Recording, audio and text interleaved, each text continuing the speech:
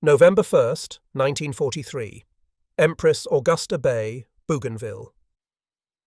The volcanic sand felt coarse beneath Sergeant Milan Grevich's boots as he crouched behind a makeshift defensive position, watching the jungle tree line for any sign of Japanese movement. In his hands rested something that should not have existed outside an aircraft, something that regulations never intended for ground combat. The weapon looked like it had been assembled in a workshop by someone who cared more about results than proper channels. An aircraft machine gun, stripped from a crashed dive bomber, now fitted with a crude bipod attachment still bearing the smell of welding torch and improvisation. When the Japanese attacked 2 days into the campaign, on November 3, 1943, Grevich's improvised weapon would fire at a rate that seemed impossible for a ground-based gun, spitting out rounds at velocities no standard marine machine gun could match. What Grevich did not know in that moment was that this unauthorized modification, born from frustration and necessity, would evolve into one of the most devastating infantry weapons of the Pacific War. This weapon would help turn the tide on the bloodiest beach in Marine Corps history, where more American blood would soak into volcanic sand than at any other battle in the Pacific theater. The journey to that moment began with a problem that plagued every Marine rifle company in the Pacific, a problem written in the blood of Marines who died waiting for adequate fire support. The standard M1919, a 6 Browning machine gun, while reliable, was a beast. 32.5 pounds of steel that required multiple men to transport effectively. Its rate of fire, approximately 400 to 550 rounds per minute, provided suppressive fire but lacked the overwhelming firepower needed to quickly neutralize Japanese pillboxes and fortified positions. Marines watched their comrades fall while waiting for their machine guns to be repositioned, reloaded, brought forward. The weapon was adequate for defensive positions, excellent when mounted on vehicles or in fixed emplacements, but woefully inadequate for the rapid infantry assaults that characterized Pacific Island fighting. In the dense jungles and across the volcanic beaches where Marines fought, mobility meant survival, and firepower meant victory. The M1919. A 6 offered neither in sufficient measure. The tactical reality of Pacific combat created specific demands that existing weapons simply could not meet. Japanese defensive positions were masterfully constructed, using the natural terrain and volcanic rock to create mutually supporting fields of fire. A single pillbox, properly positioned and camouflaged, could pin down an entire Marine platoon. The standard response required coordinated action. Machine guns would lay down suppressive fire while demolition teams maneuvered close enough to destroy the position with satchel charges or flamethrowers. But this coordination took time, and time cost lives. The M1919. A 6's relatively modest rate of fire meant that Japanese defenders could time their movements between bursts, maintaining defensive fire even while under suppression. Marines advancing across open ground needed their machine guns to deliver such overwhelming volume of fire that defenders literally could not raise their heads to return fire. The M1919. A 6 could not deliver this level of suppression. The weapon's weight compounded the problem.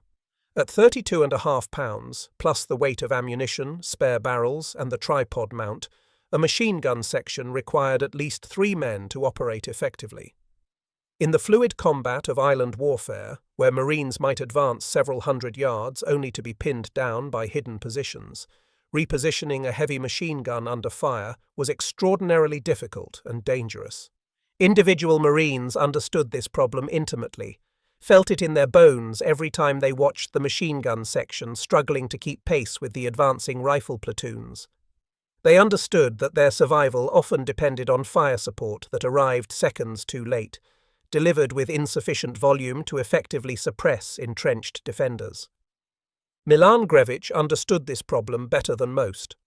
Born in Minnesota on May 24, 1924, he had joined the Marine Corps with a machinist's understanding of how things worked, how they could be improved.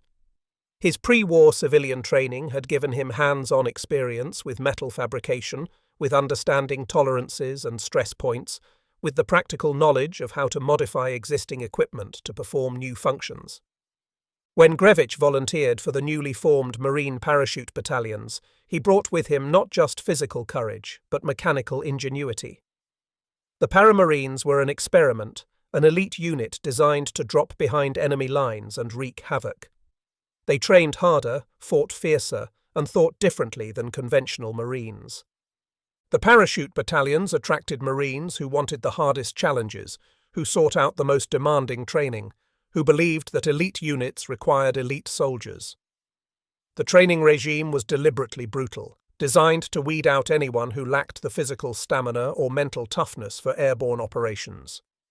Those who survived the selection process formed tight-knit units, characterized by initiative, adaptability, and a willingness to question conventional approaches.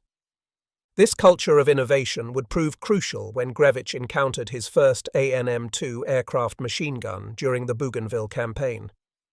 The Paramarines were encouraged to innovate, to find solutions where regulations saw only obstacles. Officers in the parachute battalions understood that elite troops operating behind enemy lines would face situations that no manual could address, that survival and mission success would depend on the ability to improvise and adapt.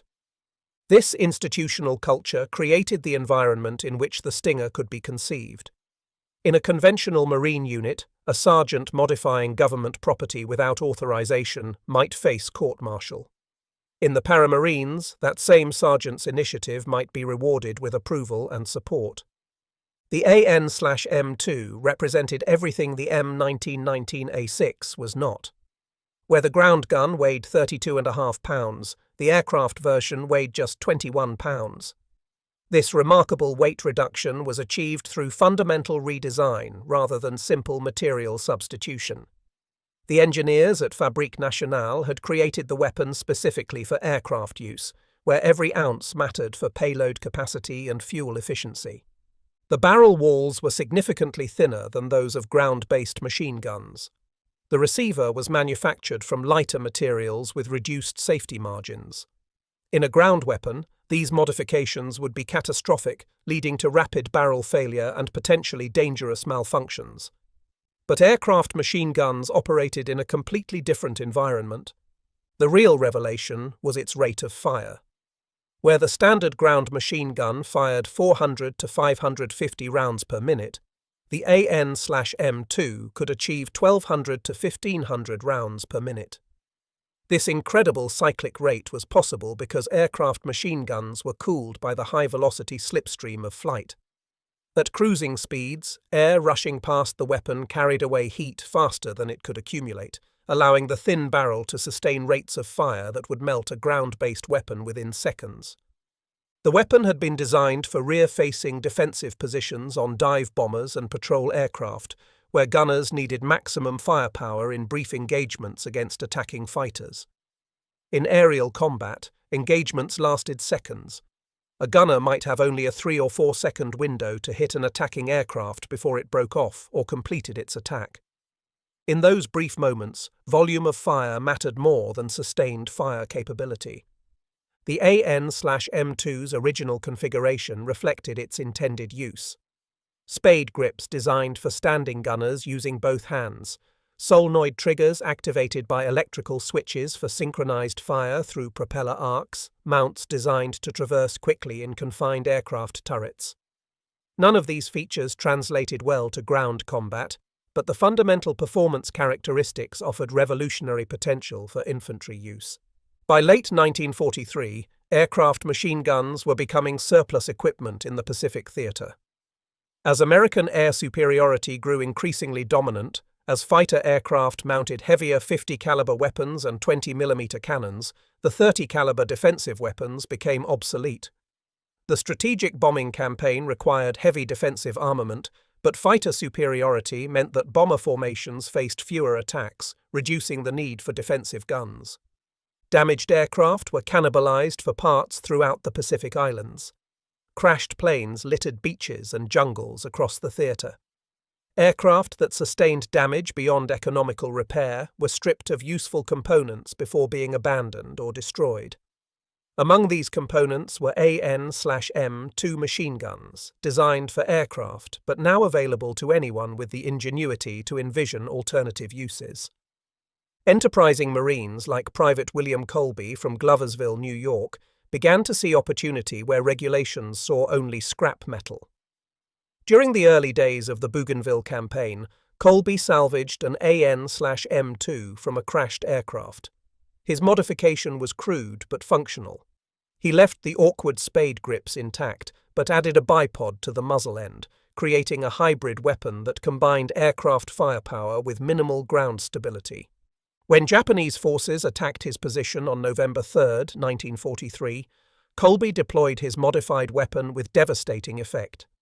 Fed ammunition by his assistant gunner, Private Edward Crumlish, he repelled the assault with firepower that shocked both sides. The weapon overheated quickly without the cooling effect of aircraft slipstream. It lacked any proper stock for aiming, making accurate fire difficult. The spade grips were awkward for a prone gunner.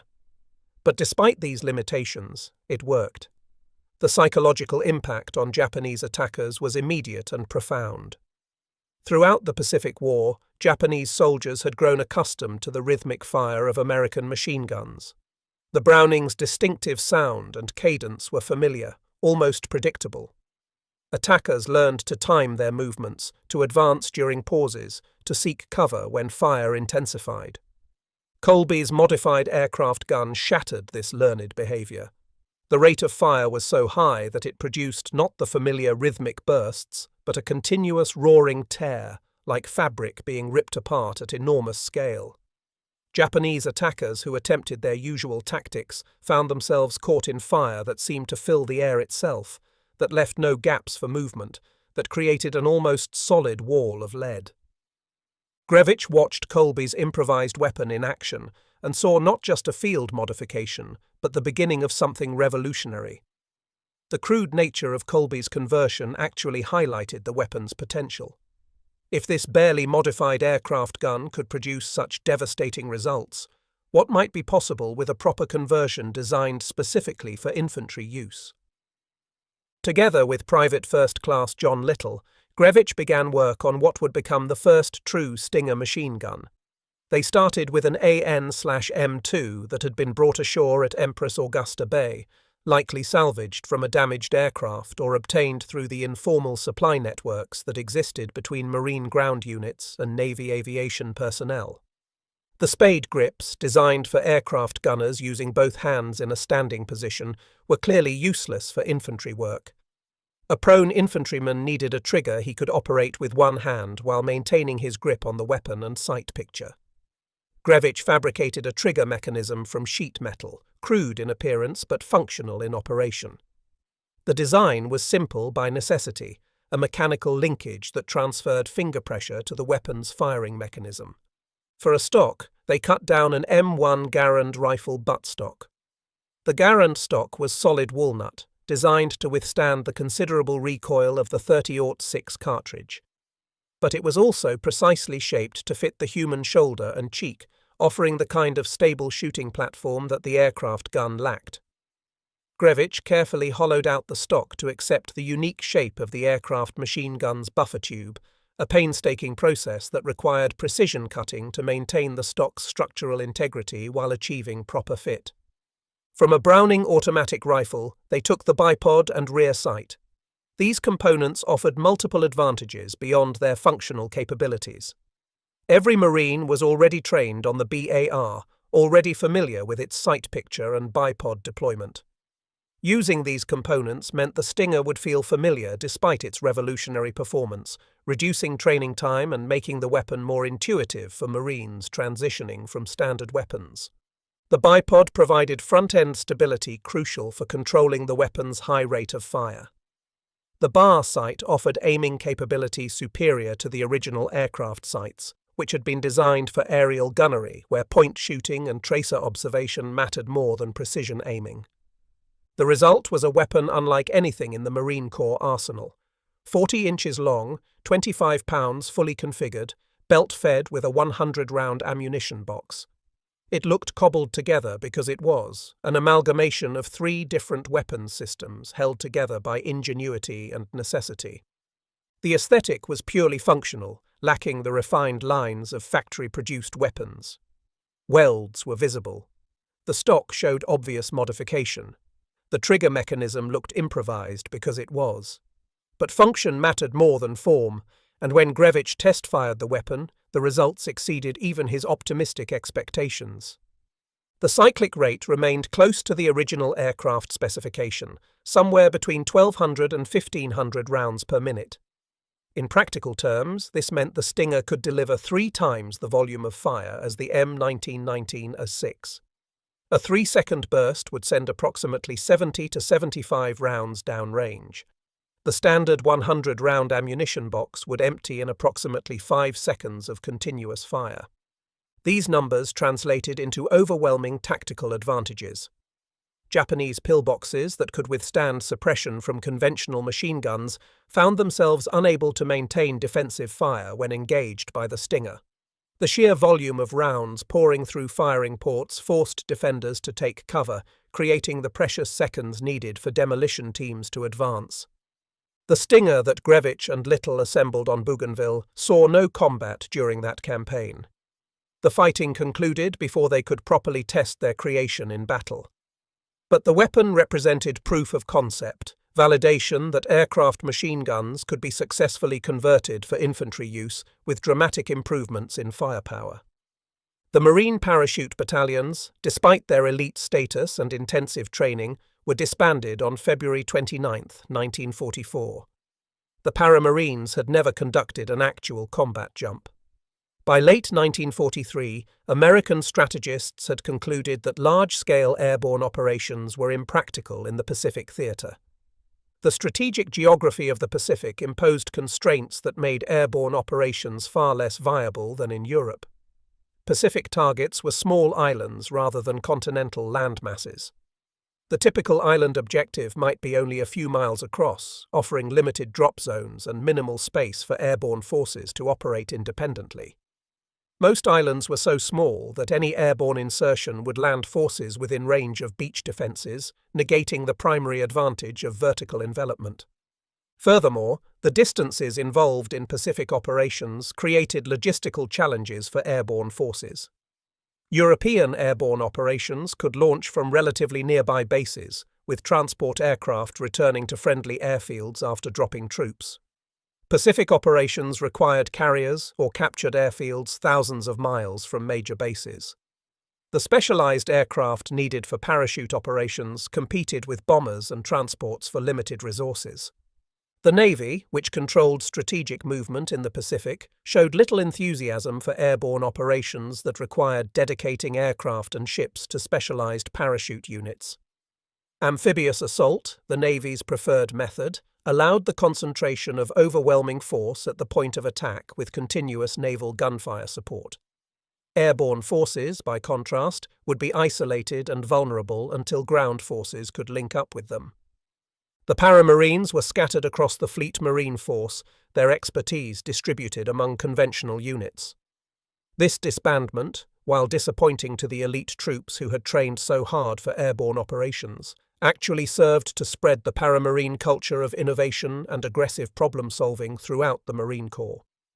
Milan Grevich found himself reassigned to the machine gun section of G Company, 28th Marine Regiment, 5th Marine Division. This reassignment would prove fortuitous, placing him in a position to revive and refine the Stinger concept for the most important battle of his life. The 5th Marine Division was activated on January 21, 1944, at Camp Pendleton, California. It was built around cadres from the disbanded parachute battalions, inheriting not just their personnel, but their culture of aggressive innovation and willingness to challenge conventional approaches. The division included the 26th, 27th, and 28th Marine Regiments, with the 28th receiving a disproportionate number of former Paramarines. From its inception, the division was slated for a major amphibious assault, though the specific target remained classified throughout much of their training. Throughout 1944, as the division trained at Camp Pendleton and later in Hawaii, rumors circulated about their eventual destination. Some speculated they would assault Formosa. Others believed they were bound for the Philippines or the China coast. The truth, when it finally came during classified briefings in late 1944, would prove more daunting than any rumor. The 5th Marine Division was bound for Jima, a volcanic speck in the Pacific that intelligence estimated would require 1 week to secure. The actual battle would last 36 days and demand more marine blood than any battle in the Corps' history. When Grevich joined G Company in November 1944, the regiment was deep in training for Operation Detachment, the codename for the Iwo Jima invasion. The training regime was intense, focusing on the specific challenges of assaulting heavily fortified positions across difficult terrain. Mock beaches were constructed to simulate volcanic sand. Live fire exercises tested coordination between infantry, armor, and artillery. During these exercises, Grevich quickly grew frustrated with the performance of his company's light machine gun sections. The problem he had observed on Bougainville had not been solved. The Marine Corps had not fielded any new weapons that addressed the fundamental limitations of the M1919A6. Marines were still training with the same weapons, facing the same tactical constraints, accepting the same casualties that better equipment might prevent.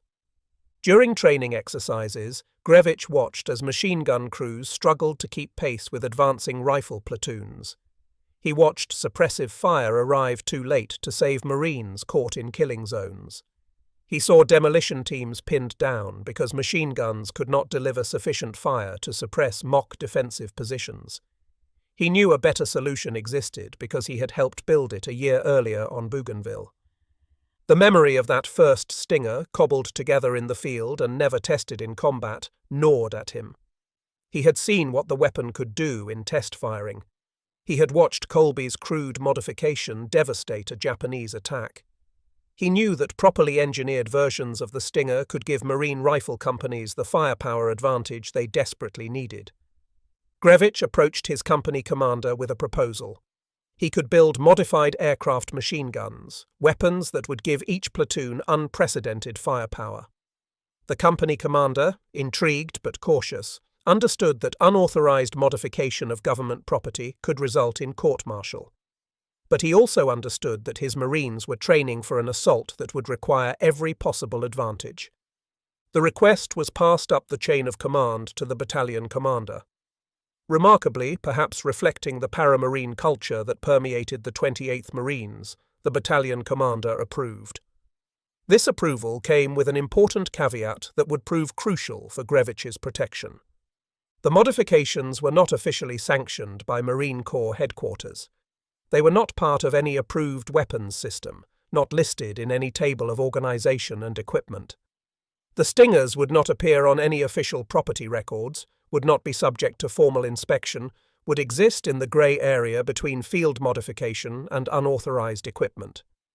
But they were authorized at the battalion level, a crucial distinction that would protect Grevich from charges of unauthorized modification of government property.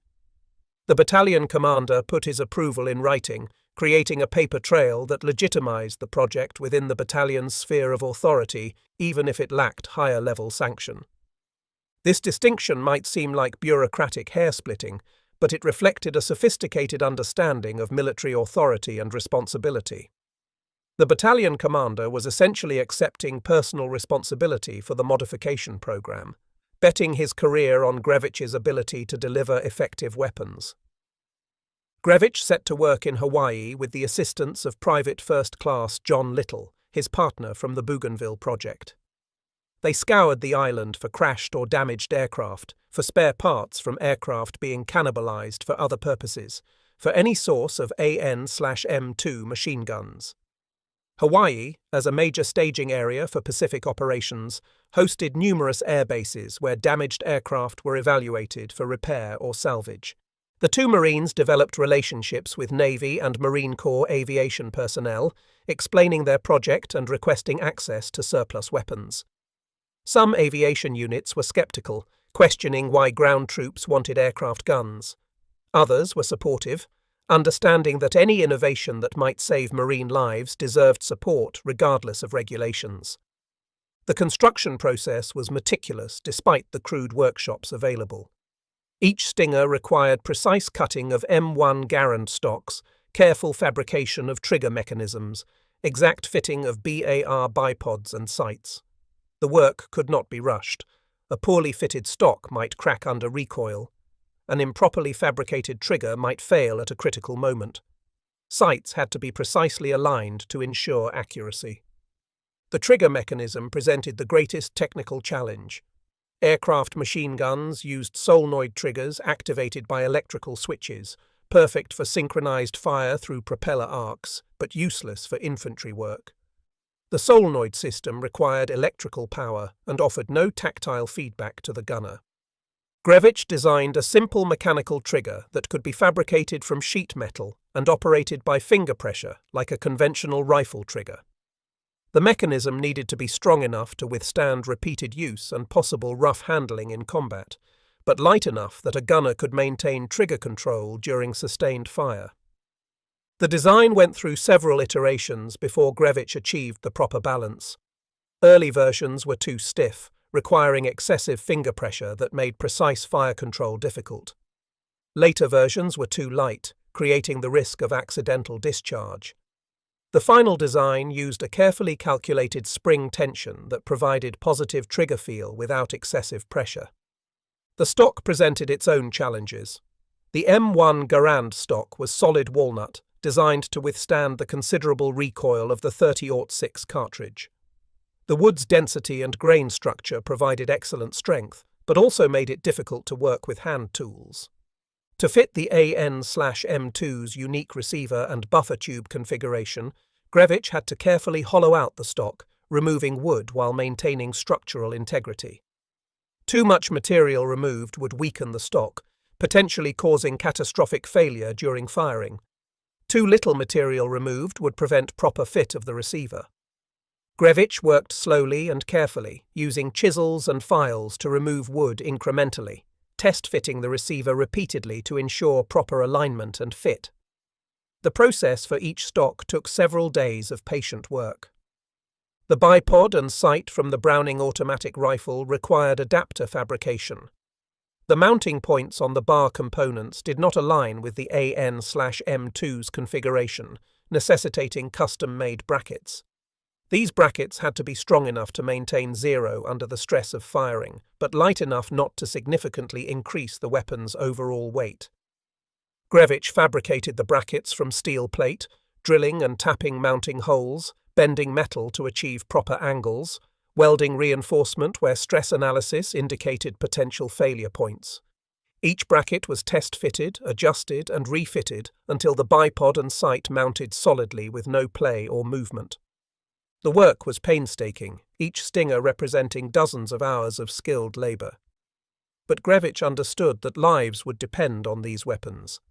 A malfunction in combat meant not just a failed weapon, but potentially dead Marines. Every weld had to be sound, every fit had to be precise, every component had to be tested and verified. By January 1945, as the 5th Marine Division prepared to board ships for the journey to Iwo Jima, Grevich had completed 6 stingers. Each weapon had been test-fired extensively, adjusted and refined until it functioned reliably. The testing revealed the fundamental limitation that would constrain stinger employment in combat. The overheating problem inherent in the thin aircraft barrel could not be eliminated. Without the cooling effect of aircraft slipstream, the barrel would grow dangerously hot after sustained fire. Extended firing could actually cause the barrel to warp or even melt, rendering the weapon useless. Grevich trained his gunners in strict fire discipline. Short bursts only, 3 to 5 seconds maximum, allowing the barrel to cool between engagements. This discipline was absolutely critical. An overheated stinger was worse than no stinger at all, as it represented wasted weight and a gunner who could have been carrying a conventional weapon. The 6 guns represented countless hours of work, materials acquired through unofficial channels, modifications that existed in a grey area between innovation and regulation.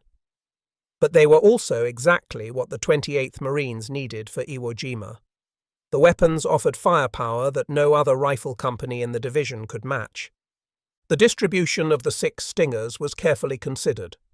One went to each of G Company's 3 rifle platoons, providing each with organic firepower that exceeded their authorized weapons.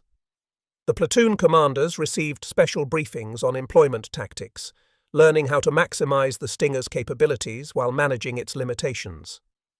One gun went to the company's demolitions section, where it would provide covering fire for engineers attacking fortified positions. The 5th gun Grevich kept for himself, taking personal responsibility for employing the weapon he had created. The 6th Stinger went to a Marine from A Company, 28th Marines. His name was Tony Stein, and his actions with this weapon would help him earn the nation's highest decoration for valor. Tony Stein was born on September 30, 1921, in Dayton, Ohio, to immigrant parents from Austria-Hungary. His parents had come to America seeking opportunity and freedom from the political instability of Central Europe. They settled in Dayton, part of the wave of Eastern European immigration that transformed American industrial cities in the early 20th century. The Stein family struggled financially, particularly during the Great Depression. When economic hardship forced difficult choices, Tony dropped out of high school during his freshman year. This was not uncommon during the Depression, when family survival often required every able-bodied person to work. Education was a luxury that many families simply could not afford. Tony found work where he could, eventually securing an apprenticeship as a toolmaker. This training proved far more valuable than any academic education he might have received. Toolmaking in the 1930s required understanding of precision measurement, material properties, machine operation, and manufacturing processes. A skilled toolmaker needed to read technical drawings, calculate tolerances, operate lathes and milling machines, and create precisely fabricated components. The work demanded patience, attention to detail, and problem-solving ability. Tool makers created the specialized tools and dies used in mass production, meaning their work had to be absolutely precise. An error of a few thousandths of an inch could render an entire production run unusable. This training gave Stein hands-on experience with metal fabrication remarkably similar to what would be required to modify aircraft machine guns. He understood stress points and material tolerances. He knew how to fabricate custom components. He had the practical knowledge to look at a piece of equipment and understand how it could be modified or improved. When war came, Stein did not wait for the draft. On September 22, 1942, shortly before his 21st birthday, he enlisted in the Marine Corps Reserve. The timing was significant. By September 1942, America had been at war for nearly 10 months. The initial wave of patriotic volunteers had already enlisted. The reality of war's cost was becoming clear through casualty reports from Guadalcanal and other early Pacific battles. Stein knew what he was volunteering for. The Marines had a reputation for getting the hardest assignments, for going in first, for suffering the highest casualties. He wanted to defend his country, and he wanted to do it where the fighting was fiercest. This decision revealed core aspects of his character, a willingness to face danger, a sense of duty that transcended personal safety, a belief that his country's defense required his service regardless of risk. Stein's recruit training at the Marine Corps Recruit Depot San Diego marked him as exceptional. The training was deliberately brutal, designed to break down civilian habits and build Marine discipline. Physical conditioning pushed recruits to their limits. Marksmanship training demanded precision. Close order drill instilled instant obedience to commands. Some recruits barely survived this training. Others excelled, demonstrating the physical toughness, mental resilience, and leadership potential that marked them for elite assignments. Stein impressed his drill instructors sufficiently to be selected for Marine parachute training at Camp Gillespie. The Paramarine selection was an honor, but it also meant volunteering for even more demanding training. Parachute school had a high washout rate.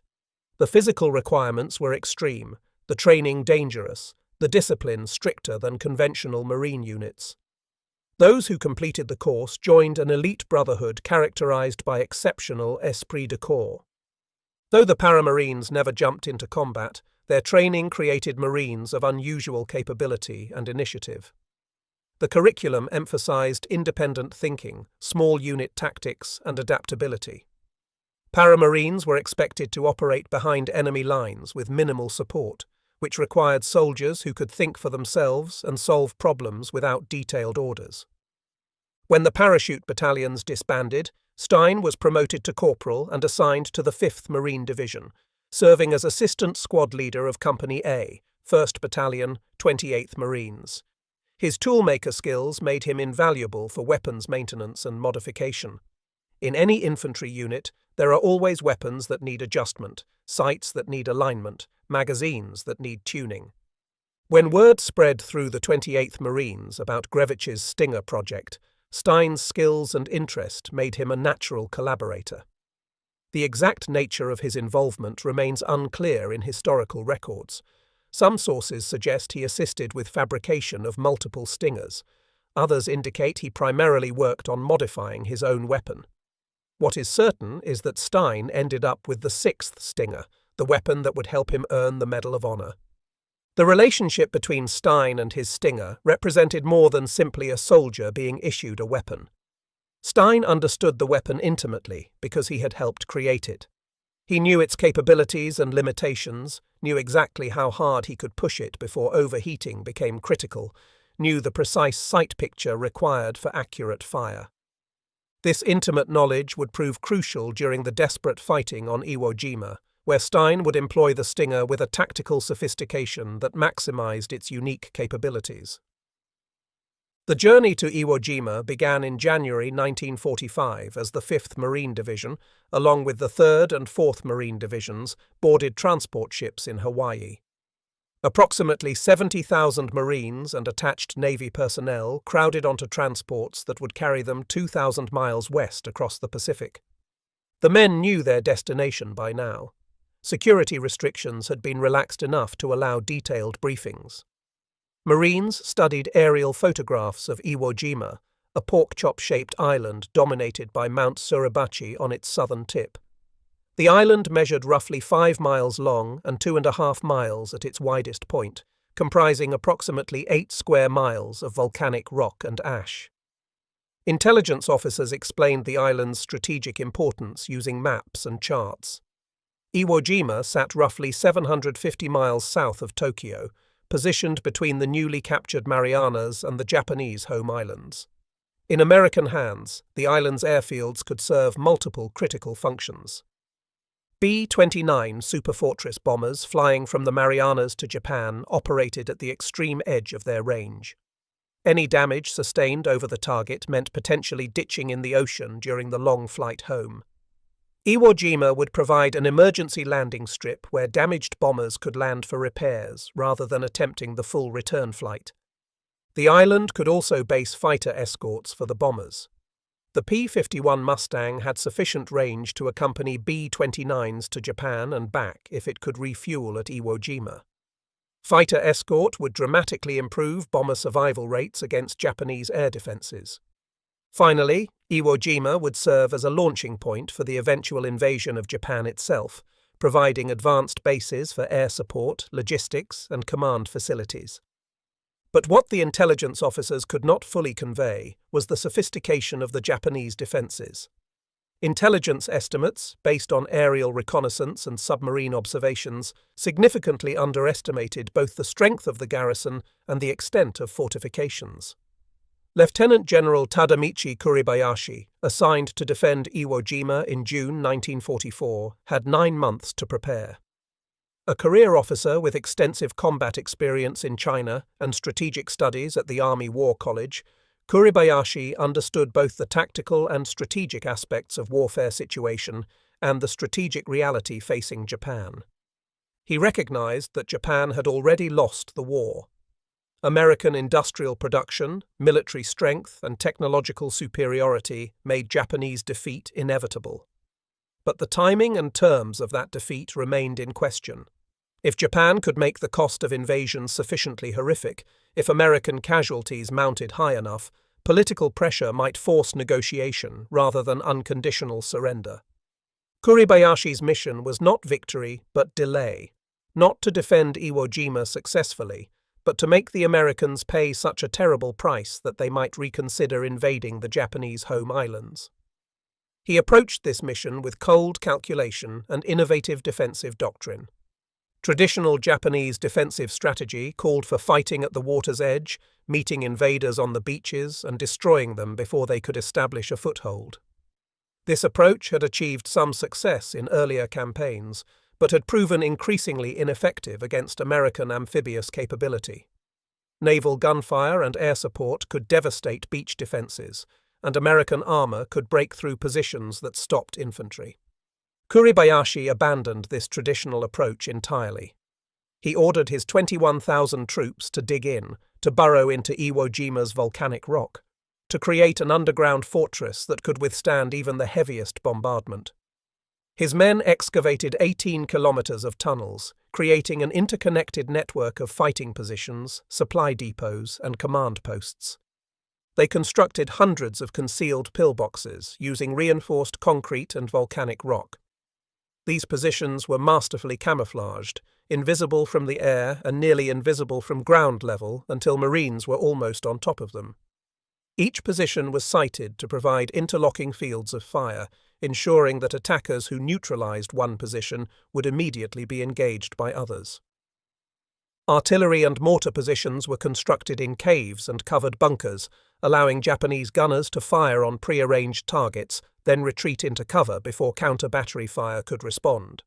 Pre-registered firing points covered every likely avenue of approach, every beach, every terrain feature that attacking forces might use for cover. Kuribayashi trained his men in a new defensive doctrine that rejected the banzai charges and suicidal attacks that had characterized earlier Japanese resistance. There would be no wasteful gestures of honor, no dramatic but tactically meaningless attacks. Every man would fight from cover, fire only when targets presented themselves, inflict maximum casualties while preserving their own lives as long as possible. Each defender was instructed to kill 10 Americans before dying himself. Positions would be defended to the last man, but defenders would not throw away their lives in useless attacks. They would make the Americans dig them out one position at a time, paying in blood for every yard of volcanic rock. The discipline required to implement this doctrine was extraordinary. Traditional Japanese military culture emphasized aggressive offensive action, glorious death in battle, and honor through sacrifice. Kuribayashi was asking his men to abandon these deeply ingrained values, to accept that they would all die, but to die in ways that maximized enemy casualties rather than personal glory. That he succeeded in imposing this discipline on his command speaks to both his leadership ability and the desperate circumstances Japan faced by early 1945. The men defending Iwo Jima understood they were doomed, that no reinforcement would come, that the best they could hope for was to die in ways that served Japan's final defense. The pre-invasion bombardment began on February 16, 1945. Major General Harry Schmidt, commanding the Marine Forces, had requested 10 days of naval bombardment based on intelligence estimates of Japanese defensive strength. He understood from bitter experience that reducing fortified positions required sustained fire over days, not hours. The Navy provided 3 days. This decision reflected both the strategic demands of the broader Pacific campaign and fundamental misunderstanding of the defensive preparations on Iwo Jima. Naval planners believed that 3 days of concentrated fire from battleships, cruisers, and destroyers would be sufficient to neutralize defensive positions and suppress remaining resistance. For 72 hours, the most powerful naval task force ever assembled pounded Iwo Jima. Battleships firing 16-inch guns hurled shells weighing more than a ton into volcanic rock. Cruisers added 8-inch fire. Destroyers maneuvered close inshore to engage specific targets with 5-inch guns. The bombardment was staggering in scale. Thousands of shells crashed into the island every hour. Entire sections of terrain disappeared under explosions. Volcanic rock shattered and sprayed across the landscape. From the transport ships where Marines waited, the island seemed to be disintegrating under the weight of fire. B-29 bombers flew strikes from the Marianas, adding heavy bombs to the naval gunfire. Navy aircraft from fast carriers attacked systematically, bombing and strafing any visible targets. The combined firepower represented the most concentrated bombardment yet delivered against a Pacific island. The Marines watching from their transports felt confident. Nothing could survive that bombardment. Intelligence estimates predicted 1 week to secure the island. A few officers privately speculated they might wrap up operations in 3 or 4 days. They were catastrophically wrong. The bombardment, while visually impressive, was largely ineffective against Kuribayashi's underground fortress. Naval shells designed to penetrate ship armor or destroy surface structures had limited effect on positions dug deep into volcanic rock. Bombs created impressive craters, but failed to collapse the tunnel networks beneath. The Japanese, following Kuribayashi's orders, remained in their underground positions throughout the bombardment. They did not return fire, did not reveal their positions, did not give the American gunners any targets to engage. The Americans were, in many cases, bombarding empty terrain, while the actual defensive positions remained untouched deep underground. When the bombardment lifted on the morning of February 19th, Kuribayashi's forces emerged from their tunnels largely intact, weapons functional, ammunition stocks undepleted, defensive positions still viable. The 3 days of bombardment had accomplished little beyond alerting the defenders that the invasion was imminent. February 19, 1945, dawned clear and cold. H-hour was set for 9 o'clock in the morning. The 1st Assault Wave, 5th Marine Division on the left, 4th Marine Division on the right, would land across 700 yards of beach designated Green Beach, Red Beach, Yellow Beach and Blue Beach from south to north. As the Amtraks churned toward shore carrying their loads of Marines, the men could see Mount Suribachi looming ahead, a dormant volcano 554 feet high dominating the southern end of the island. Naval gunfire shifted inland as the first wave approached the beach, and an eerie silence fell over Iwo Jima. The Marines hit the beach at precisely 9 o'clock and immediately encountered their first obstacle. The beach was not sand in the traditional sense, but volcanic ash, black and loose, rising in terraces 15 feet high. Men sank to their ankles with every step. Some sank to their knees. The volcanic ash provided no stable footing, no firm surface for digging in or establishing firing positions. Vehicles bogged down immediately. Tanks and Amtraks that attempted to climb the beach terraces found their treads spinning uselessly in the loose ash. Equipment that was supposed to move inland to support the advancing infantry became stuck within yards of the waterline. The Marines clawed their way forward, expecting Japanese fire at any moment. The silence continued, broken only by the sound of naval gunfire falling inland and the laboured breathing of men struggling through volcanic ash. Officers checked their watches nervously. The lack of resistance felt wrong, ominous. For nearly an hour, the Japanese held their fire, following Kuribayashi's orders to the letter. Let the Americans land. Let them crowd onto the beach. Let them struggle forward, bringing more and more men into the killing zone. Wait until the maximum number of targets presented themselves. Wait until the beach was packed with men and equipment. Wait until a single command could unleash hell. At approximately 10 o'clock, when the beach was crowded with men and vehicles, when Marines were struggling through the ash, unable to advance quickly or take effective cover, when thousands of Americans were packed into the confined space between the waterline and the first terrace, the entire island erupted. Artillery and mortar fire fell in devastating concentrations, pre-registered fires that had been plotted weeks in advance. High explosive shells burst among the packed Marines, sending fragments tearing through flesh and equipment. Mortar rounds dropped into the volcanic ash with dull crunches before exploding. Machine guns fired from hidden positions in the terraces, from concealed pillboxes, from firing ports so skillfully camouflaged that Marines could not locate them even while taking fire. The interlocking fields of fire that Kuribayashi had so carefully planned meant that attackers who sought cover from one position immediately exposed themselves to fire from another. Marines died in the black volcanic sand, cut down by fire they could not see, from positions they could not locate, delivered by an enemy that remained invisible. The pre-invasion bombardment, which was supposed to have neutralized defensive positions, had barely scratched Kuribayashi's defenses. Men tried to dig in, but the loose volcanic ash collapsed faster than they could excavate. Wounded Marines sank into the ash, sometimes disappearing entirely. Corpsmen trying to treat casualties became casualties themselves. Officers attempting to organize advances were cut down by machine gun fire.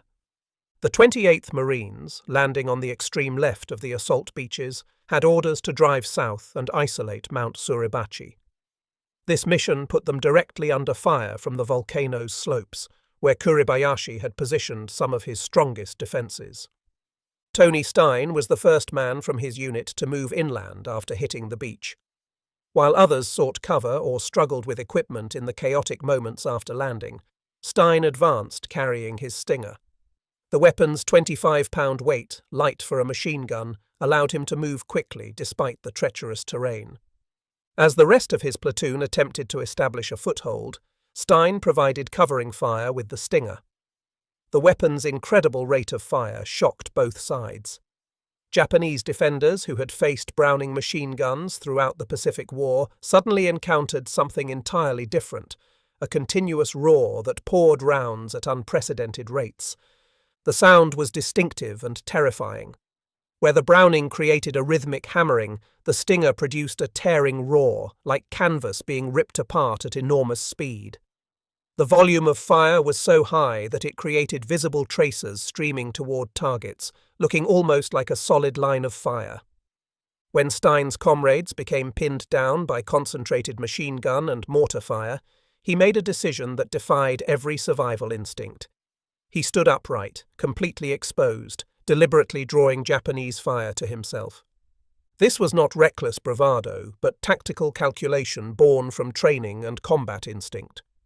By exposing himself, Stein forced the Japanese to reveal their positions by firing at him. The muzzle flashes, the puffs of dust kicked up by firing, the slight movement of camouflage being disturbed, all these things became visible when the Japanese engaged such a prominent target. Once he located hostile guns, Stein could engage them with the Stinger. The weapon proved devastatingly effective against pillboxes. Its high rate of fire allowed Stein to pour enough rounds into firing ports to suppress or eliminate the defenders inside. A 3-second burst sent 75 rounds into a space perhaps 18 inches square, a concentration of fire that gave defenders no opportunity to return fire effectively. Stein charged Japanese pillboxes one by one, firing the Stinger from the hip in short, controlled bursts. The technique required tremendous upper body strength and weapon control. The Stinger, despite its relatively light weight, generated significant recoil when firing at 1,200 rounds per minute. Maintaining aim while advancing required strength, skill, and absolute focus. The Stinger consumed ammunition at an alarming rate. Despite Stein's discipline in using short bursts rather than sustained fire, he rapidly exhausted his supply. The weapon's primary limitation, its prodigious appetite for ammunition, became critical in sustained combat. When the Stinger ran dry, Stein made a decision that combined courage with practical necessity. He kicked off his shoes and threw down his helmet, items that would slow him down, and ran back to the beach to retrieve ammunition. The decision to remove shoes and helmet seems almost incomprehensible to modern readers. These items provided protection and support. But Stein understood that speed mattered more than protection during the 400-yard dash back to the beach. The volcanic ash was treacherous for running even in bare feet, nearly impossible in boots that would sink and catch with every step. The 400 yards back to the beach took him across open ground, swept by Japanese fire. Artillery and mortar rounds were still falling on the beach. Machine guns covered the approaches. Snipers looked for targets of opportunity. But Stein ran the gauntlet, reached the beach, grabbed ammunition, and ran back to his position. He made this run 8 times during that first day. 8 times he sprinted through hell. 8 times he returned carrying the 100-round ammunition boxes that kept the Stinger firing. And every single time he made the return trip, he carried or assisted a wounded Marine back with him. This detail, specifically mentioned in his Medal of Honor citation, reveals Stein's character as clearly as any combat action. He could have made the ammunition runs faster if he ran alone. He could have maximized his own survival chances by minimizing time spent exposed. But on every return trip, he looked for wounded Marines who needed evacuation, and he helped get them to the beach where corpsmen could treat them. During these frantic hours of combat, Stein personally killed at least 20 Japanese defenders. This number, documented in his Medal of Honor citation, represents confirmed kills observed by other Marines. The actual number was likely higher, as many enemy casualties occurred inside pillboxes where observers could not verify results. He destroyed multiple pillboxes that had pinned down his platoon, allowing other Marines to advance. Each pillbox neutralized represented lives saved, wounded prevented, tactical objectives achieved. The Stinger was shot out of Stein's hands twice by Japanese fire. The weapon was struck by bullets that should have killed Stein, but instead damaged only the gun. Both times he retrieved ammunition, performed field repairs if possible, or grabbed another weapon and continued fighting. By nightfall on February 19th, the Marines had established a precarious toehold on Jima. They had advanced perhaps 300 to 500 yards inland, across a front several thousand yards wide. The 28th Marines had reached the base of Mount Suribachi, but had not yet begun the climb. The cost had been horrific. More than 2,400 Marines were killed or wounded on D-Day alone, the highest single-day casualty rate of any amphibious assault in the Pacific War. The optimistic predictions of a one-week campaign were already revealed as fantasy. That night, Marines dug in as best they could in the volcanic ash, knowing that Japanese infiltrators and counterattacks would probe their lines throughout the hours of darkness. The wounded were evacuated to ships offshore when possible, though many remained on the beach throughout the night, waiting for transport. Tony Stein cleaned the Stinger, checked its function, and prepared for the next day's fighting. The weapon had performed magnificently, beyond even the optimistic expectations of its creators. But the battle had barely begun. The battle for Iwo Jima would continue for 36 more days, each bringing fresh horrors as Marines fought to clear the island foot by bloody foot. The fighting evolved into a brutal contest of attrition, with Marines attacking fortified positions that had to be destroyed one at a time. The 28th Marines drove south toward Mount Suribachi, while other regiments pushed north and east across the island. The volcano's lower slopes were honeycombed with defensive positions, each one covering the approaches to others, creating a defensive network that defied simple tactics. Flamethrower teams and demolition squads worked in coordination with machine guns and rifles. The standard technique involved suppressing a position with rifle and machine gun fire, while demolition teams maneuvered close enough to destroy it with satchel charges or flamethrowers. But even destroyed positions might be reoccupied overnight as Japanese troops moved through tunnel networks. The Stingers proved invaluable in this fighting. Their concentrated firepower allowed Marines to suppress pillboxes long enough for demolition teams to approach and destroy them. The weapon's high rate of fire created the kind of overwhelming suppression that gave attackers those crucial seconds needed to close with enemy positions.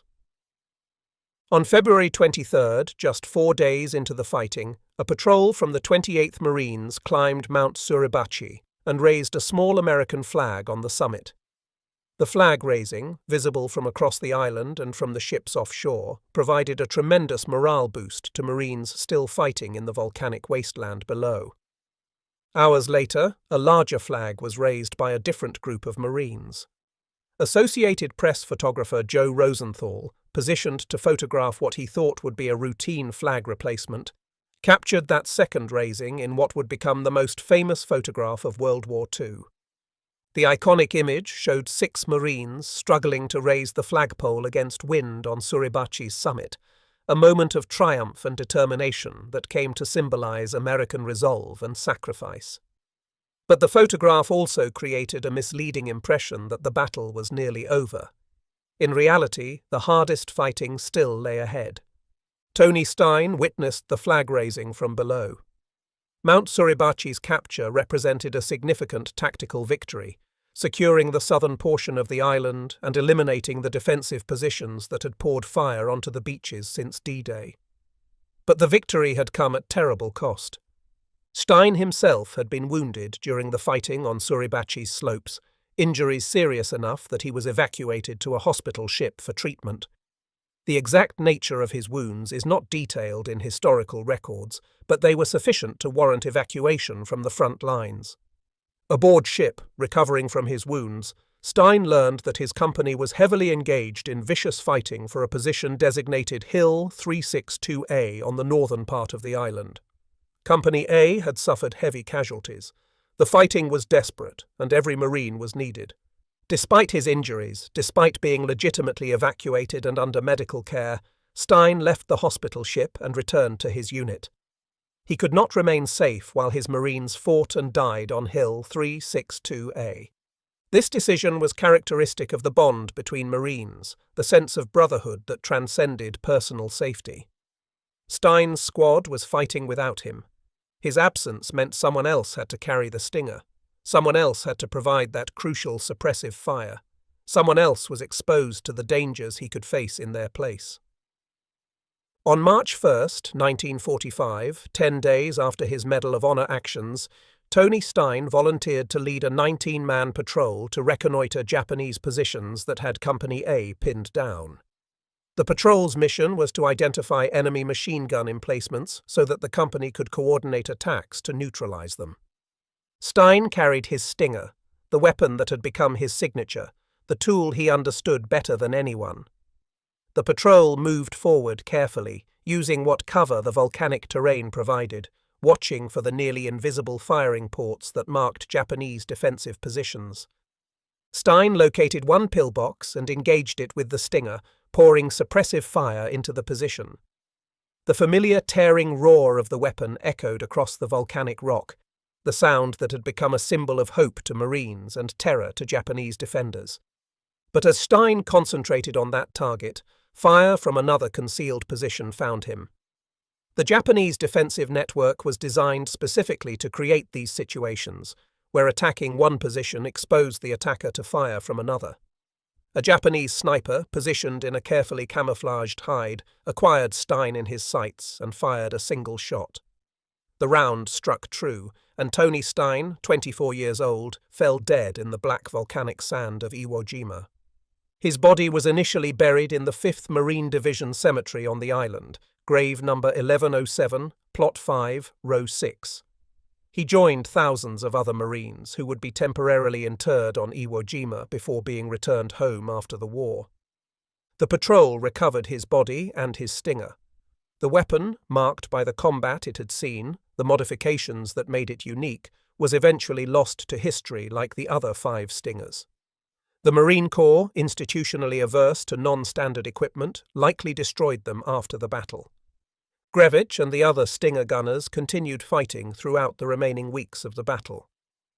The 28th Marines participated in some of the war's most vicious combat, attacking fortified positions across terrain that offered minimal cover and against defenders who fought with suicidal determination. The battle officially ended on March 26, 1945, though isolated pockets of resistance continued for days afterward. Of the 21,000 Japanese defenders, only 216 were captured alive. The rest died in their tunnels and pillboxes, fighting to the last as Kuribayashi had ordered. The general himself was never found, his body lost among the thousands of Japanese dead. His fate remains unknown, though most historians believe he died in the final days of fighting, probably leading a small counterattack or defending one of the last command posts. American casualties were staggering and shocking. The 3 Marine divisions suffered 6,821 killed in action or missing and presumed dead. Another 19,217 were wounded. Navy corpsmen and surgeons assigned to the Marines added 209 more killed. More than 800 Americans died for every square mile of Iwo Jima's volcanic sand. The casualty rate approached 30%, meaning nearly 1 in 3 Marines who landed on Iwo Jima became a casualty. Some units suffered much higher rates. The 28th Marines, which bore the brunt of fighting for Mount Suribachi and subsequent northern operations, was decimated. The strategic value of Iwo Jima would be debated for decades. The island did serve as an emergency landing field for B-29 bombers, with more than 2,000 emergency landings recorded before the end of the war. Fighter escorts based on Iwo Jima did accompany bombers to Japan, improving survival rates and bombing effectiveness. But whether these benefits justified the terrible cost remained controversial. Some historians argue that Iwo Jima was strategically necessary, that the lives saved by emergency landings and fighter escort exceeded the lives lost taking the island. Others contend that the island could have been bypassed, that its strategic value did not warrant the casualties suffered. What cannot be debated is the courage and sacrifice of the Marines who fought there, who advanced across volcanic ash under withering fire, who attacked fortified positions knowing the odds of survival were low, who continued fighting despite casualties that would have broken lesser units. The recommendation for Tony Stein's Medal of Honor began with his company commander's initial report of his actions on February 19th. The company commander had witnessed Stein's extraordinary courage firsthand, had seen him standing upright under fire, charging pillboxes, making those 8 trips back to the beach.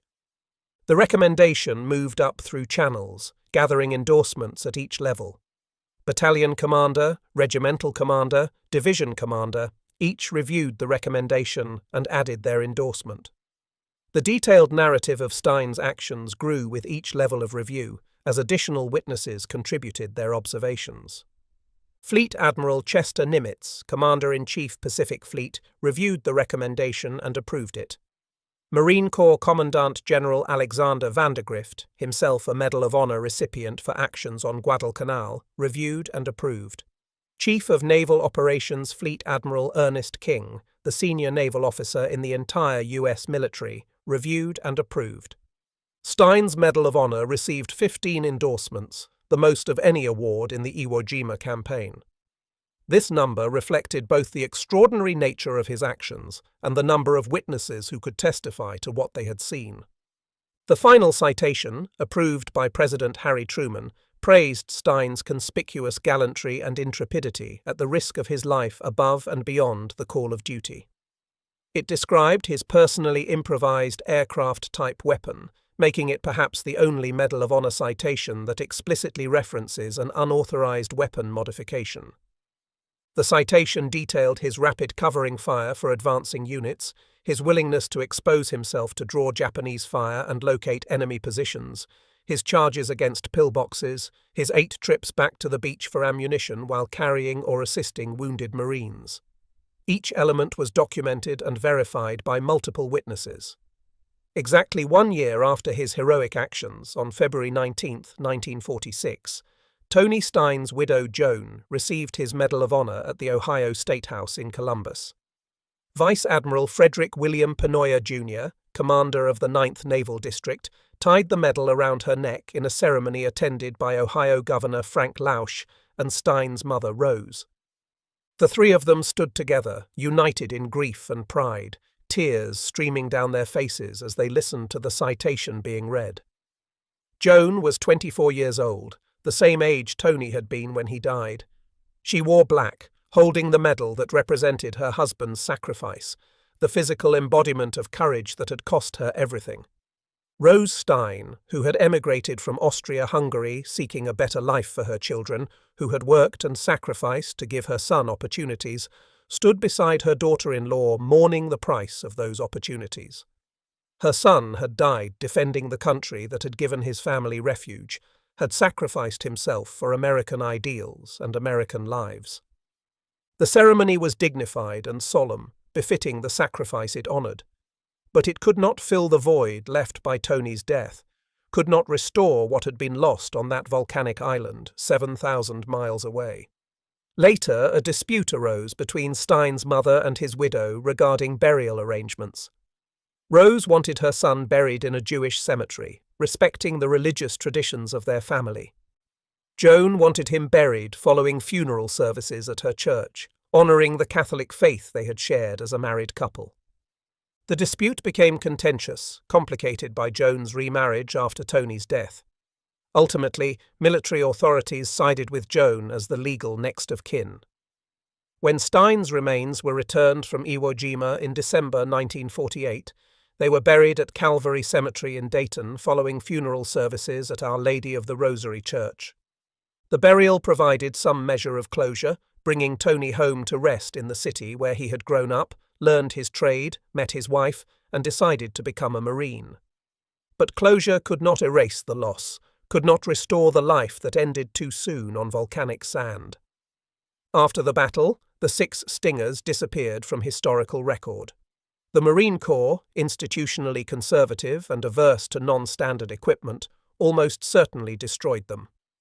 Official property records would have no category for unauthorized weapon modifications. Tables of organization and equipment did not list Stingers. No procurement codes existed for their components. From a bureaucratic perspective, the Stingers were problems. They represented unauthorized modifications of government property. They consumed ammunition at rates that complicated supply planning. They required specialized training that wasn't part of standard curricula. They existed outside the formal structure of military organization. No official documentation exists for the Stinger program because it was never official. The weapons existed in a grey area, approved at battalion level but never sanctioned by higher headquarters. Milan Grevich had authorization from his battalion commander, written approval that protected him from charges of unauthorized modification. But that authorization extended only to building the weapons, not to preserving them after the battle. In the immediate aftermath of Iwo Jima, there was brief discussion about mass-producing Stingers for issue to Marine rifle companies. The weapons had proven themselves in combat, had demonstrated capabilities that exceeded any standard light machine gun. Officers who had witnessed Stinger performance wrote enthusiastic reports recommending wider adoption. But the war ended 6 months after Iwo Jima, and the urgent need disappeared with Japan's surrender. The massive military establishment that had prosecuted the war began rapid demobilization. Weapons development programs were cancelled, procurement budgets were slashed, the focus shifted from wartime innovation to peacetime standardization. In this environment, the Stinger had no future. It was a weapon born of wartime necessity, created by individual initiative to solve specific tactical problems. When those problems disappeared with Japan's surrender, so did institutional interest in the solution. The weapons themselves were probably destroyed during the general cleanup that followed combat operations. Damaged equipment was collected and disposed of. Non-standard weapons were destroyed to prevent unauthorized distribution. The Stingers, marked by combat use and extensive modification, would have been obvious candidates for destruction. Thus ended the combat career of one of the most innovative infantry weapons of World War II.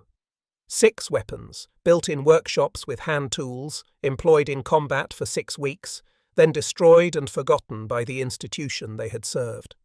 Milan Grevich survived Iwo Jima and the war. He returned to Minnesota, carrying with him the knowledge that his innovation had saved Marine lives, had helped achieve victory in one of history's bloodiest battles. The Stinger's contribution could not be quantified precisely. There was no way to know exactly how many Marines survived because Stinger fire suppressed the pillbox that would have killed them. But Grevich knew, as did the Marines who had fought alongside Stinger gunners, that the weapons made a difference. The concentrated firepower they provided created tactical opportunities that conventional weapons could not. The suppressive capability they offered gave demolition teams the seconds they needed to close with enemy positions. Grevich never sought recognition for the Stinger, never pushed for official acknowledgement of his role in developing it. He understood that the weapon was just one small piece of a much larger story, one innovation among countless others made by Marines who saw problems and fixed them. This humility was characteristic of his generation of combat veterans. They had done what needed to be done, had served when called, had survived when others had not. They came home and rebuilt their lives, carrying memories they rarely discussed, knowledge of horrors they could not explain to those who had not been there. Grevich returned to the trades, using the mechanical skills that had served him so well during the war. He married, raised a family, lived a quiet life far from the volcanic beaches where he had helped create a weapon that changed the course of battle. In later years, as historians began documenting the Stinger story, Grevich would occasionally share his recollections. He spoke matter-of-factly about the weapon's development, describing technical details and tactical employment without drama or embellishment. To him, the Stinger was a practical solution to a tactical problem, not a historic innovation worthy of special recognition. This perspective, while admirable in its modesty, somewhat obscures the significance of what Grevich achieved. Working with hand tools in improvised workshops, without engineering support or official sanction, he and John Little created a weapon that dramatically outperformed the standard equipment issued by the world's most powerful military. They identified a capability gap, recognized that existing equipment could fill that gap if properly modified, acquired necessary components through unofficial channels, fabricated custom parts, tested and refined their design, trained gunners in proper employment, and deployed the weapons into combat. This entire process, from conception to combat use, took approximately 3 months. Modern weapons acquisition programs require years or decades to accomplish similar developments. The bureaucratic process alone, from identifying the requirement to fielding the solution, typically exceeds the time Grevich spent building 6 functional Stingers. The lessons of the Stinger were both learned and forgotten. Learned in the sense that Marines continued to value innovation, continued to encourage the kind of initiative that Grevich displayed. The Corps maintained its culture of expecting junior leaders to solve problems, to adapt to circumstances, to do whatever was necessary to accomplish the mission. This culture manifested in countless ways throughout subsequent conflicts. In Korea, Vietnam, Iraq, and Afghanistan, Marines improvised solutions to problems that official channels could not address quickly enough. They modified equipment, developed new tactics, created local solutions to local problems. But the lessons were also forgotten in important ways.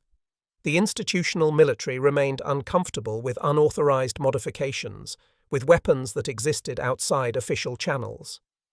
The bureaucratic imperative toward standardization, while necessary for large-scale logistics, often stifled the kind of innovation that Grevich represented. Modern military regulations governing weapons modifications are strict and comprehensive. Unauthorized modifications are prohibited and punishable.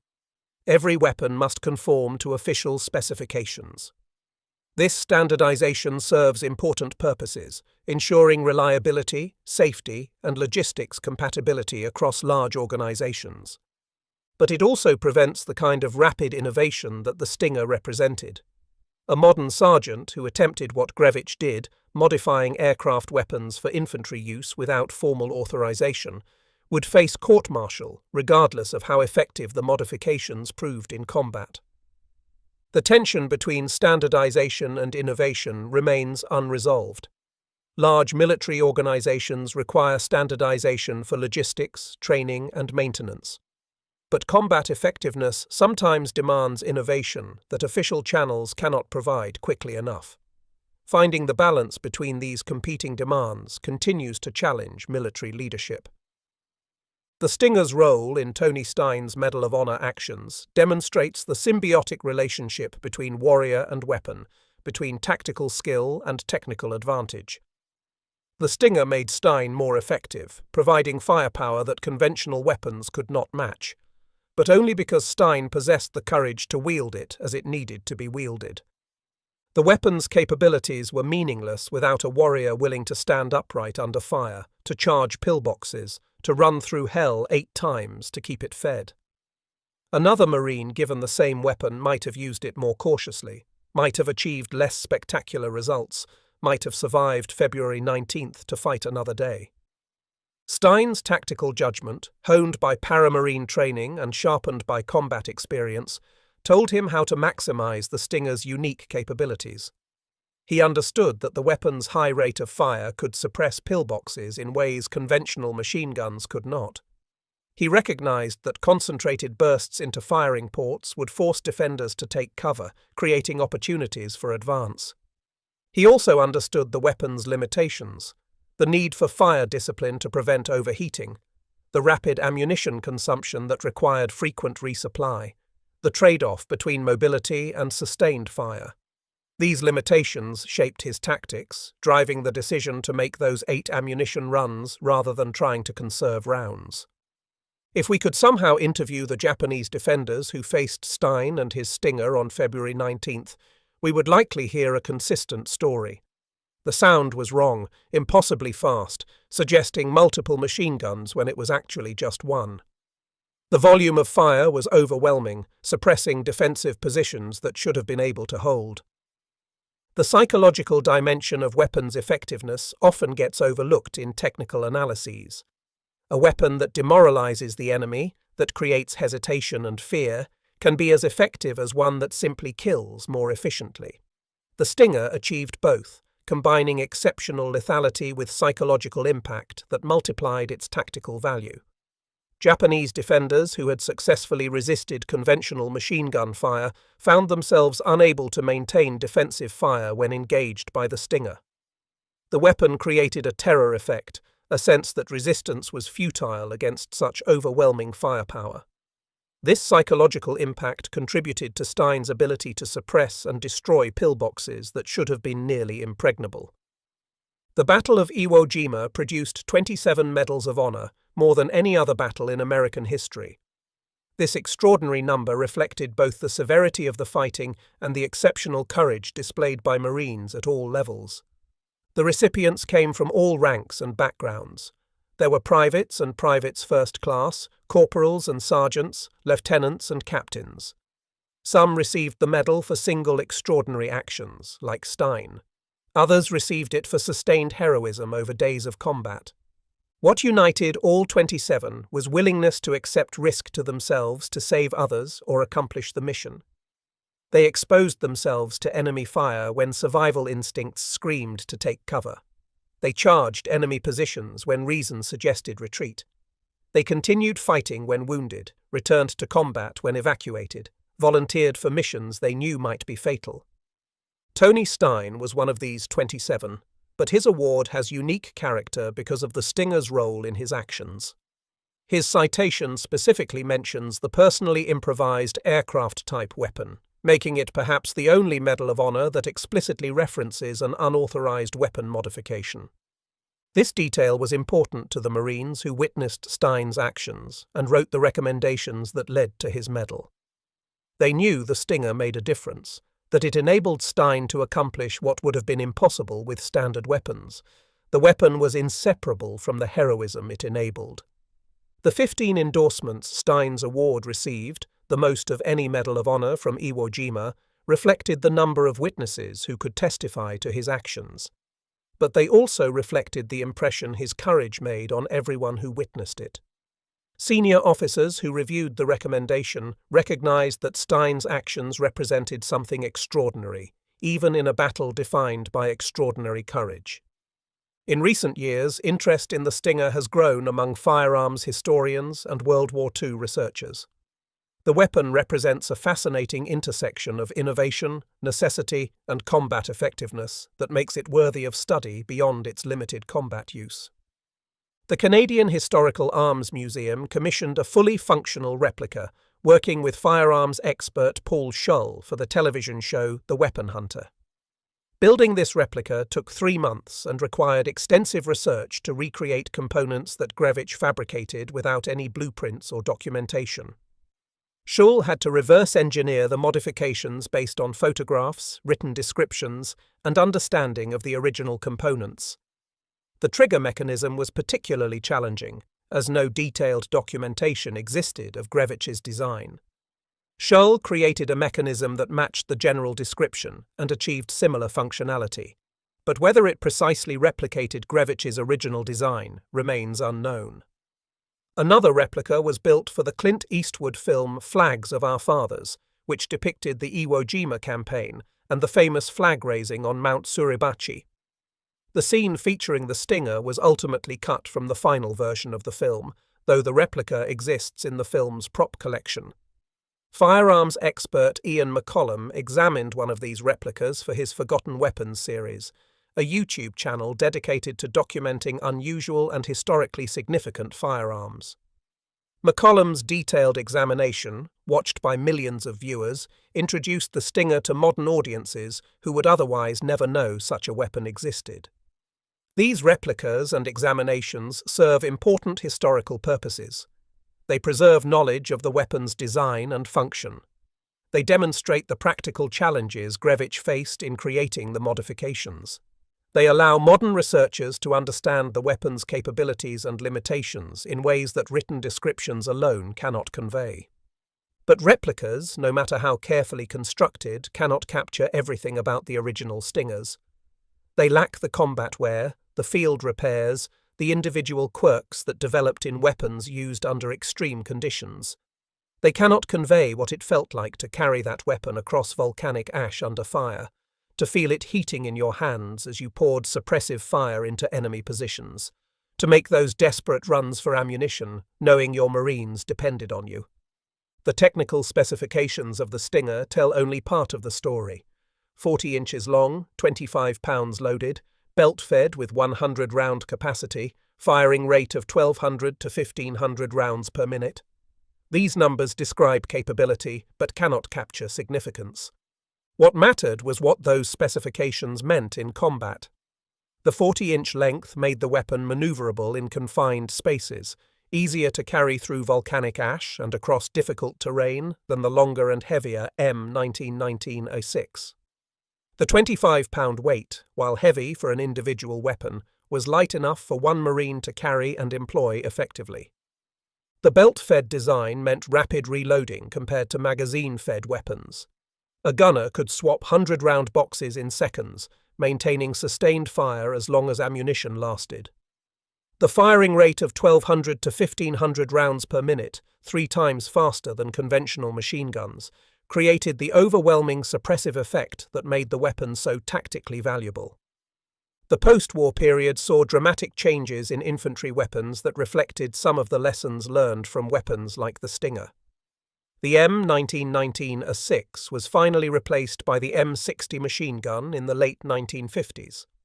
The M60 weighed 23 pounds, comparable to the Stinger, and could be effectively employed by a single soldier. The M60's design incorporated lessons from both American and German weapons development during World War II. It used a quick-change barrel system that allowed gunners to replace overheated barrels in seconds, addressing one of the Stinger's fundamental limitations. It achieved cyclic rates of around 500 to 650 rounds per minute, faster than the M1919A6, but slower than the Stinger. Modern machine guns continue this evolution, providing incredible firepower in increasingly portable packages. The M249 squad automatic weapon weighs just 17 pounds and fires 700 to 1,000 rounds per minute. The M240 machine gun, though heavier at 27 pounds, offers exceptional reliability and sustained fire capability. Yet none of these modern weapons fire as fast as the Stinger did. Modern military doctrine recognizes that extremely high rates of fire create more problems than they solve. They burn through ammunition too quickly, creating logistics challenges. They accelerate barrel wear, reducing weapon life. They reduce accuracy as recoil and barrel movement accumulate. The Stinger's 1,200 to 1,500 rounds per minute was only sustainable because of specific tactical circumstances. The 6-week duration of the Iwo Jima campaign meant barrel life was less critical than immediate firepower. The established logistics system meant ammunition could be delivered to the island by ship. The desperate nature of the fighting meant maximizing suppressive effect mattered more than conserving ammunition. In modern sustained operations, these trade-offs would be unacceptable. Modern machine guns balance rate of fire against sustained fire capability, ammunition economy, and barrel life. The result is weapons that fire slower than the Stinger, but can maintain that fire for extended periods without overheating or requiring excessive ammunition resupply. The Stinger represented a remarkable achievement in field engineering. Grevich and Little, working with hand tools in improvised workshops, created a weapon system that would have cost millions to develop through formal acquisition channels. As detailed earlier, this entire process, from identifying the capability gap to deploying combat-ready weapons, took approximately 3 months. By comparison, modern weapons acquisition programs require years or decades to field new equipment. The bureaucratic process alone typically exceeds the time Grevich spent building 6 functional Stingers. The M16 rifle, developed in the late 1950s and early 1960s, took approximately 5 years from initial prototype to limited deployment, and another 5 years to widespread issue. The M1 Abrams tank required more than a decade from initial design to deployment. Modern infantry weapons like the M4 carbine evolved over decades from previous designs. This comparison is not entirely fair.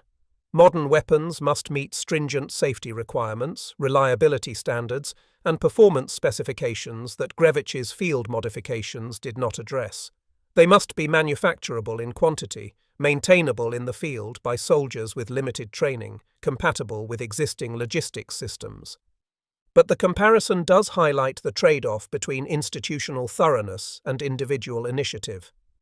Official acquisition programs produce weapons that are safe, reliable, and standardized.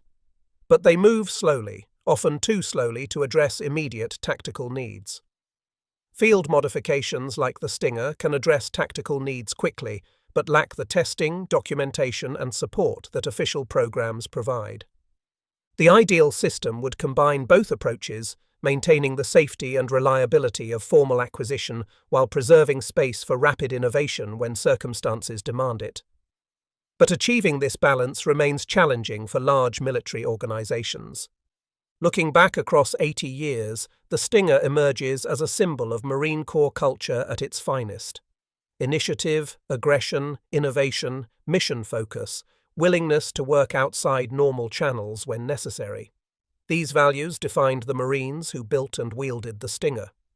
Tony Stein embodied these values in his Medal of Honor actions, standing upright in enemy fire because the mission required it, running across open ground 8 times because his weapon needed feeding, carrying wounded Marines to safety because they were his brothers, returning from the hospital ship to rejoin his unit because he could not abandon them. These were not the actions of a man following orders or adhering to regulations. These were the actions of a man who understood what needed to be done and did it regardless of personal risk. The Stinger enabled his effectiveness, but his courage created the opportunity for the weapon to prove its worth. Milan Grevich embodied these same values in creating the weapon, seeing a problem that cost Marine lives, identifying a solution that regulations did not authorize, building it anyway because saving lives mattered more than following procedures, training others in its use because shared knowledge multiplied impact. Grevich never sought recognition for the Stinger. He never pushed for official acknowledgement of his role in developing it.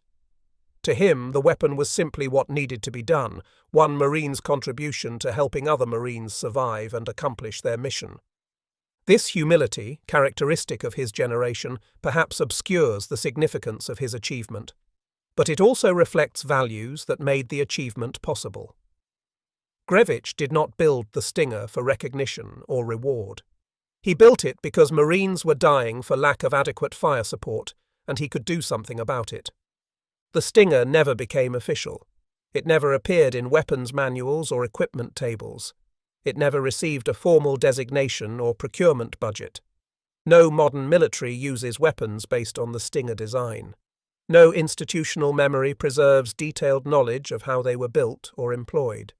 But for 6 brief weeks on the bloodiest beach in Marine Corps history, the Stinger gave Marines fighting and dying on volcanic rock a weapon that helped them survive, helped them win, helped them accomplish a mission that cost more American lives than any other battle in the Pacific War. That contribution cannot be measured in official documentation or procurement records. It can only be measured in the Marines who came home because Tony Stein's Stinger suppressed the pillbox that would have killed them, because Milan Grevich built a weapon when the official weapons were inadequate, because initiative and innovation mattered more than regulations and procedures. 6 improvised weapons, 6 weeks of combat, 1 Medal of Honor, and countless Marines who lived because someone dared to build something better. The story of the Stinger reminds us that wars are won by those who solve problems rather than those who follow rules, by those who innovate rather than those who wait for permission, by those who take risks rather than those who play it safe. These lessons remain relevant today, as modern militaries struggle to balance standardization against innovation, official process against individual initiative, institutional caution against tactical necessity. The tension between these competing demands will never be fully resolved, but the Stinger story suggests that success requires preserving space for both. The greatest military organizations are those that can maintain rigorous standards while still empowering individuals to solve problems creatively. They are organizations that value initiative even when it challenges established procedures, that reward innovation even when it exists outside official channels, that trust their people to do what needs to be done even when regulations might suggest otherwise. The Marines who fought on Iwo Jima, who wielded improvised weapons against an enemy determined to kill them all, who continued advancing when survival instincts screamed to take cover, embodied these principles. They represent the best of American military tradition, the conviction that individual initiative and collective purpose can overcome any obstacle. Tony Stein died on March 1, 1945, but his legacy endures in every Marine who refuses to accept that the official solution is the only solution, in every warrior who understands that sometimes the mission requires tools that don't exist yet, in every leader who trusts their people to innovate when innovation is needed. Milan Grevich lived into old age, carrying memories of volcanic beaches and improvised weapons, of friends lost and battles won, of a time when necessity demanded innovation and courage enabled extraordinary achievement. His contribution, though never officially recognized by the institution he served, helped save lives and win battles. The Stinger itself is gone, destroyed decades ago by an institution uncomfortable with weapons that existed outside official channels. But what the Stinger represented endures in military culture, in the understanding that sometimes the best solution is the one you build yourself, that regulations exist to serve the mission rather than the mission serving regulations, that saving lives and accomplishing objectives matters more than bureaucratic comfort. This is the Stinger's true legacy, not the weapon itself, but what it represented, not the technical specifications, but the values that created it, not the unauthorized modification, but the authorized courage to do what needed to be done, regardless of regulations. In the end, perhaps that is the most fitting tribute to both the weapon and the warriors who wielded it into hell and back.